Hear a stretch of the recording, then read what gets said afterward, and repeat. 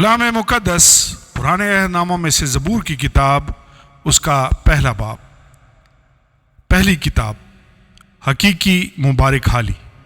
مبارک ہے وہ آدمی جو شریروں کی صلاح پر نہیں چلتا اور خطا کاروں کی راہ میں کھڑا نہیں ہوتا اور ٹھٹھا بازوں کی مجلس میں نہیں بیٹھتا، بلکہ خداوند کی شریعت میں اس کی خوشنودی ہے اور اسی کی شریعت پر دن رات اس کا دھیان رہتا ہے۔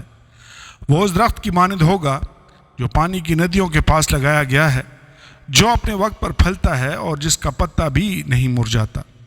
سو جو کچھ وہ کرے برابر ہوگا۔ شریر ایسے نہیں، بلکہ وہ بھوسے کی مانند ہیں جسے ہوا اڑا لے جاتی ہے۔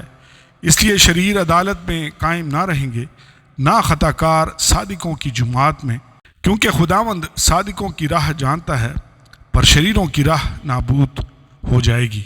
آمین اور آمین۔